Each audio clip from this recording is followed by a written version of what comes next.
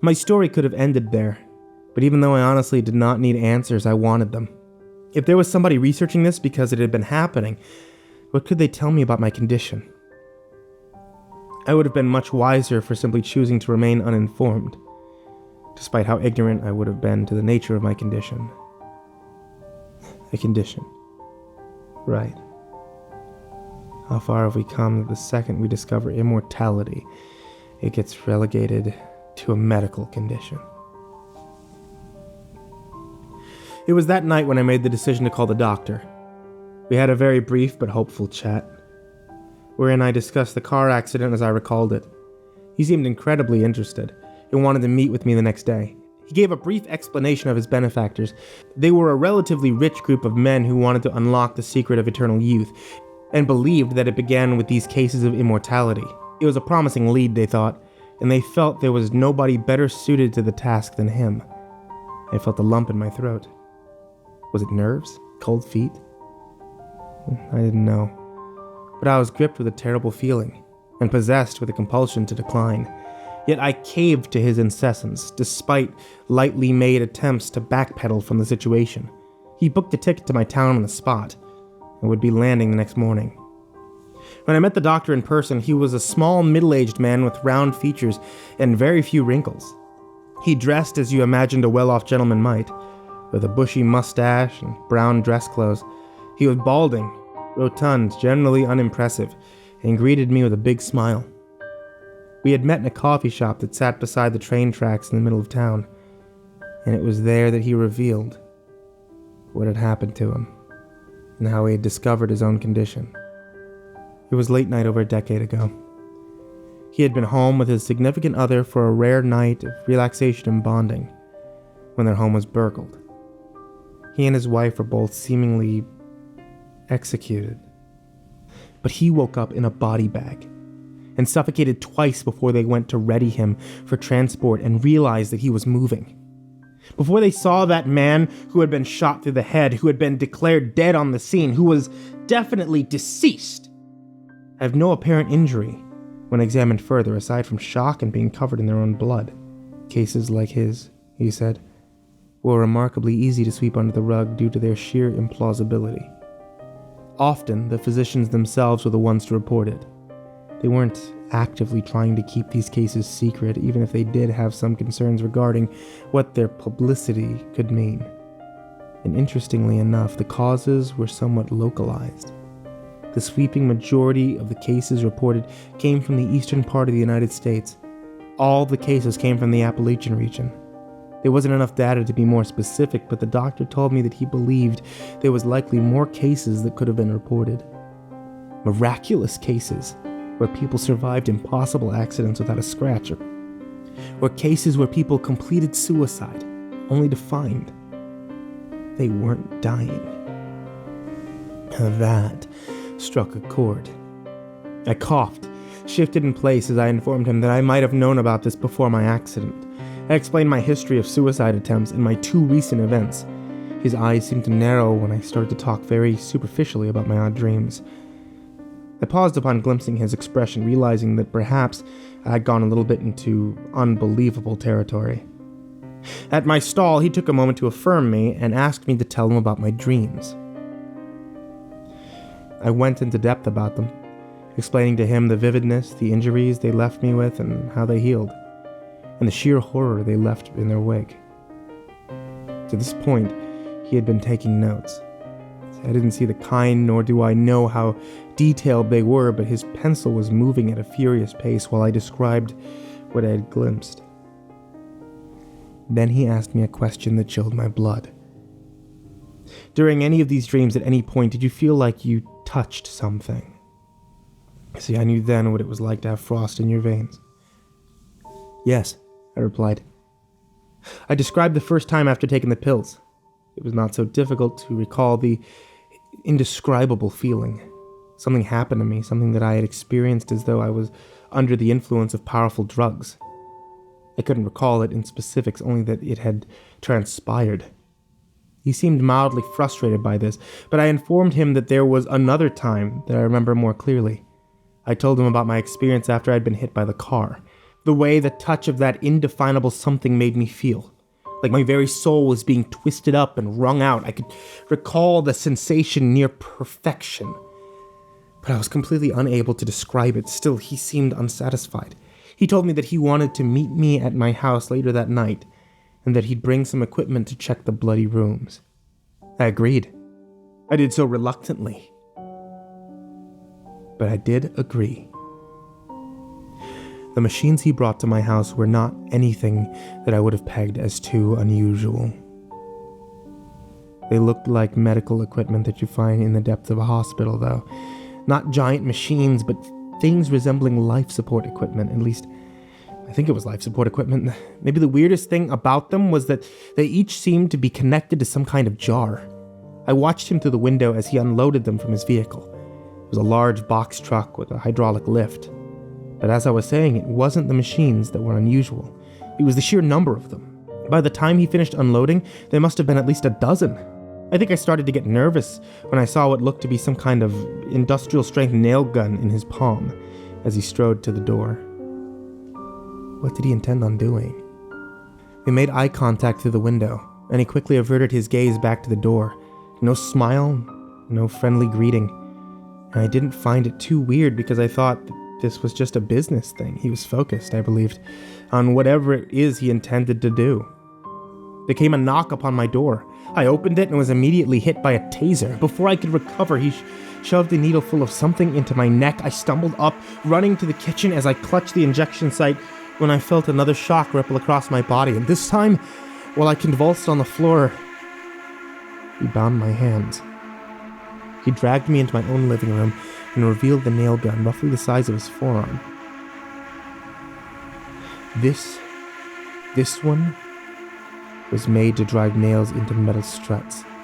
He pushed it into my shoulder and fired, pinning me to the wall as I screamed, and the head of the nail vanished deep into my flesh, leaving a bloody pit behind while blood poured from the wound. I screamed in agony while he did it again to the other shoulder. I spent hours there. But in the early morning, where darkness reigned, after he had set his machines upon the rooms, I found it in me to struggle once again. I pulled against the wall, feeling an internal sensation that I had never felt before. Stifling grunts and sniffling as I yanked myself free, I hit the ground with a loud thud. I felt the nails tear from my skin and muscle, cracking through my bones. The surge of agony was cut short by the adrenaline that flooded through my veins as I heard running from the hallway that led from the living room to my room. He was coming. He was slow getting up, but perhaps not nearly as slow as I had imagined it to be. I was off the ground maybe a second after I heard him coming and bolted towards my front door. I tried lifting my arms before that point to no avail. My shoulders were too damaged. I couldn't raise my arms at all. I threw myself against the front door, trying to break through it. The doctor wasn't a very fit man at all, and when he rounded the corner, he failed to stop, sliding into my body first. Our combined masses shattered my front door and sent me spiraling off the porch into the yard. Freedom. Freedom. I could taste it in the grass and dirt that sprayed into my face as I ate shit, but it didn't stop me. I was halfway to the woods where I heard the decompression of air and felt a spike of pain hit me square in the spine. My legs froze. I toppled over. I couldn't crawl with my shoulders in that condition, so I wriggled in the ground, desperately trying to escape this horrible man. I didn't feel him grab my foot. I just felt pain in my back as it was lifted. He started to drag me back to the house. I could do nothing but scream my head off as he stole me away. When we returned to the house, he pulled me into one of the rooms that I had bled in, and there, again, he brandished the nail gun. He pressed it firmly against my stomach and fired. I felt one nail meet the other inside my guts. I heard the wet schluck as metal pushed gleefully through my flesh. I felt the hot blood come up my throat and pour over my face as I vomited. "I don't think you'll be able to run this time," he commented, reeling. "Now I have to keep an eye on you as I do my work, even as I doubt you could escape this predicament." I felt warm tears well up in my eyes as the throbbing pain continued.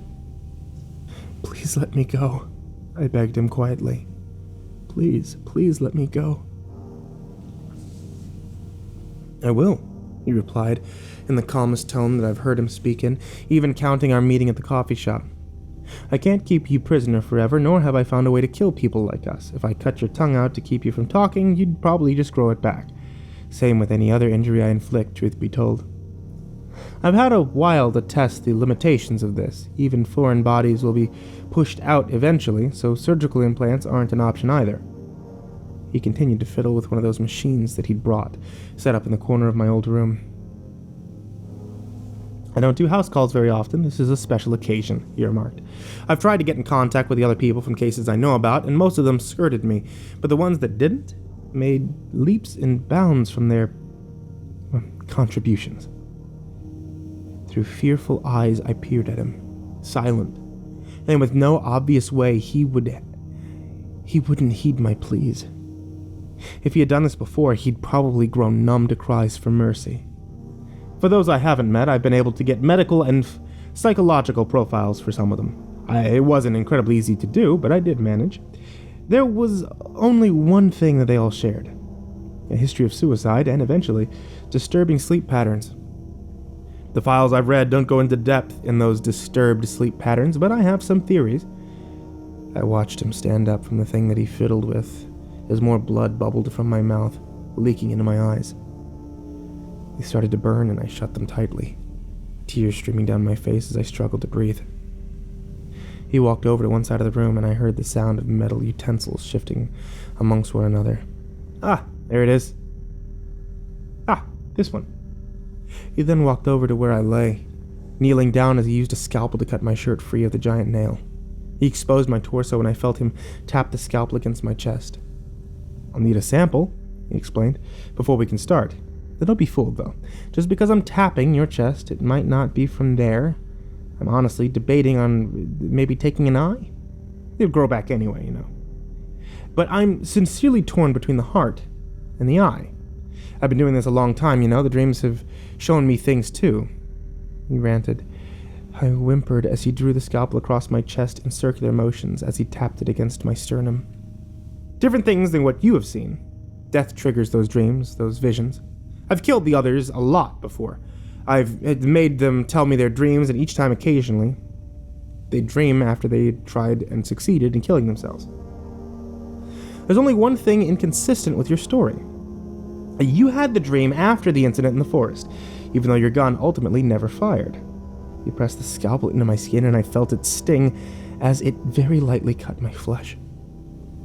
I must have counted somehow. He mused, and I felt him drag the scalpel up my chest, up my neck, and to my right eye. The eye will work as well as the heart, and a lot less of an affair, don't you think? I clenched my eyes shut even more tightly. Please, please, no. The answer I received was a blade shoved through my eyelid, behind my eye. I felt its sharp edge violate the integrity of my eye as the small organ spilled its contents into my socket, and I screamed.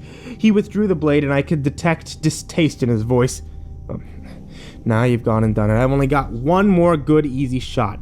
If you won't cooperate, blood rolled down the side of my face, gushing into my ear as it started to ring like sirens. I watched from the other eye as he brandished the nail gun and clenched it shut again as I felt it press against my head.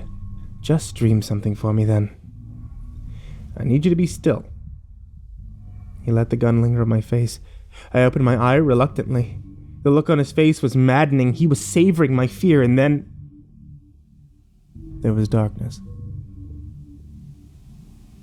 I felt an incredible coldness. I tried to speak, but no noise came from my mouth. I couldn't see my body. Couldn't feel my own lips. Then gradually I became aware of a speck of blue light in the distance. I merely stared at it, apparently unaware that there was anything more I could do, but gradually my faculties returned. I started to walk towards the thing, striding over a vast stretch of nothingness. With each passing step, a profound sense of wrongness took root in my heart. I think it saw me. Whatever was behind that light was sentient. I can't say it was alive. I don't know that term living could apply to it. ever again, as we understand it, but it was active and sentient. It showed me something. It showed me a terrible truth. I discovered there and then that humanity was meant to die, that we were supposed to die. This heavy, dark thing that hides in the shadows behind that neon blue light stared into my soul, into my very being, and I felt unprecedented despair. It lies on the peripheral of existence. Something more potent and infinite than innumerable universes. It was dense, but that density was so superficial.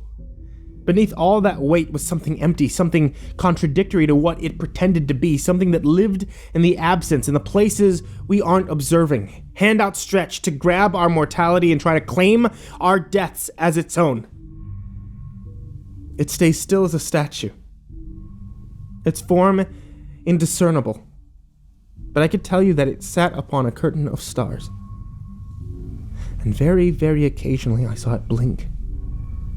I saw its head fidget, and the stars that lay beneath it would flicker out of existence. We stared at each other for eons.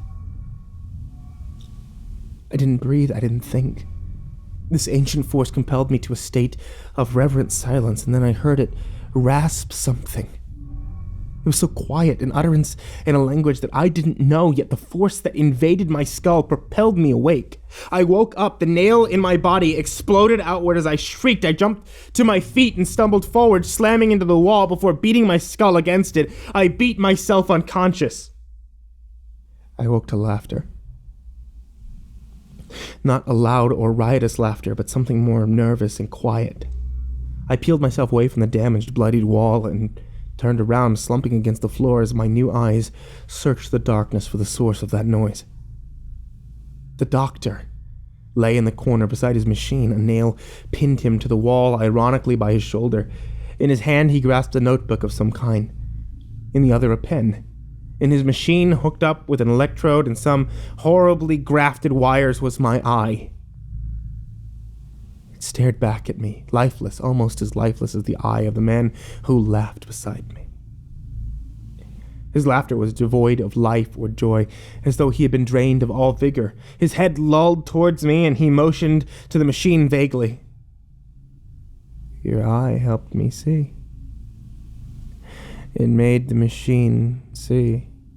He pet the device, the unimpressive, innocuous, generic machine, and stared at me. It doesn't matter what you do, the doctor told me. Not what any of us do. The future of our world is the state of what I was shown. I bolted down the street, fleeing my own home as the doctor shouted after me. They drew its attention for a moment, and now all it had to do was touch the universe. He raised his free arm and grabbed at me. It lives inside all empty things. I pulled my arm free from his icy grip, jerking away with a start as I panicked. He continued to chuckle away. I think it must truly be something terrible. Even death won't challenge its claims. I tried to back out of the room, dizzy and disoriented, tripping as I bumped against the door frame and falling against a row of those damn machines. It was like I realized that they were connected together through cords, and that the connection to each machine was a glass jar with a body part in it. Mostly eyes and hearts, though there was some other things that I could not identify, and in one instance, a whole brain. I turned in both horror and growing rage towards the downed doctor, getting to my feet and seething. You're a fucking monster! I blurted into tears as I choked out the words. A fucking monster! He let his head roll to the side again. No, he replied quietly. I'm just a doctor. A deranged grin spread from ear to ear on the man's face. We stared at each other for a moment longer, before he broke the silence. Your new eyes are so beautiful. I flew into a rage. I rushed the pin man and proceeded to put the paws on him.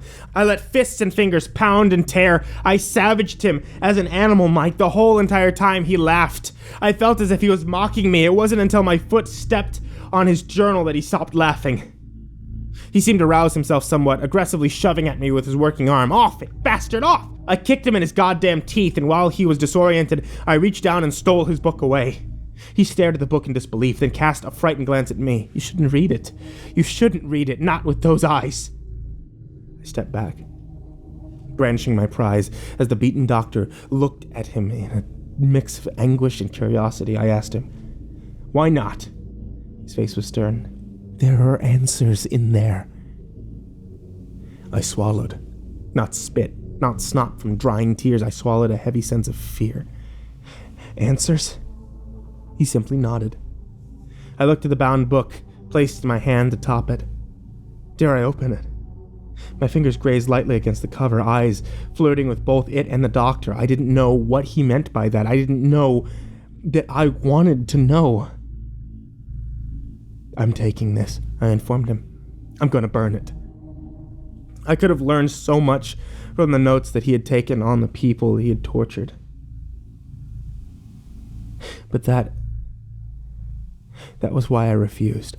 I didn't want that knowledge. I didn't want to know what was in the book. But at my telling him this, he started to laugh. "Good luck," he hissed. He peered at me from a broken grin. In his gaze, I felt an unprecedented festering malice.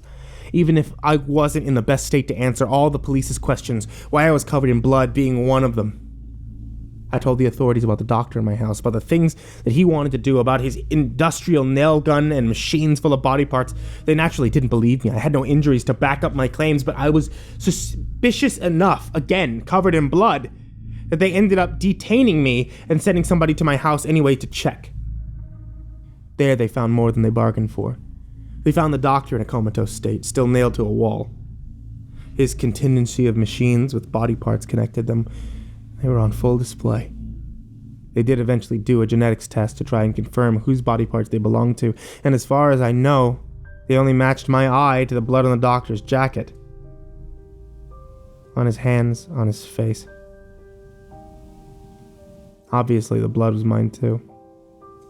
Nails were found scattered around the house with my blood upon them, and still they refused to even entertain what I was telling them could possibly, partially, be true. The doctor, for his part, was not dead. But sometime after I left, he entered a deep state of trance, unable to be shaken out of it by even the most vigorous and powerful men available. No stimulants could rouse him either. Nobody could explain his condition, just as nobody could explain why I survived with a giant spike in my head. I doubt they just dropped the investigation, but for the time they let me go. But go where? To my house where I had just been murdered? Where I died twice even before then, where guns didn't work if you tried to use them on yourself. He was perfectly able to use his nail gun on me. I couldn't trust my ex-roommates. They'd rejected me flatly. I didn't have any family around. Ultimately, as uneasy as I felt there, I returned home. And now, as I'm here, sharing this story with you, this incredible, terrible story, I'm somehow, someway unable to die. I tried to burn the doctor's book, and it didn't work. I doused it in gasoline, threw it in a fire pit, and at the end of everything, it wasn't even singed. I tried throwing it in water. I tried to rip the pages out, and they wouldn't even tear. I tried so hard, and I failed, and even as I say this, it sits next to my computer, taunting me with terrible truths I'm afraid to examine. I don't know what to do anymore. I moved out of that small town and moved away from that tortured home. After that incident, rumors swirled around me and made living there unbearable. I wanted to try to kill myself yet again, but I refrained. I worried about what I would see next. I wondered if next time that dark thing might be closer, might be hungrier, might be angrier. So I've sat. And I tried to work meddling jobs to make my existence feel full. But I still feel empty inside. I still want to die. I'm just not allowed to. And I think after posting this, I'll open the book.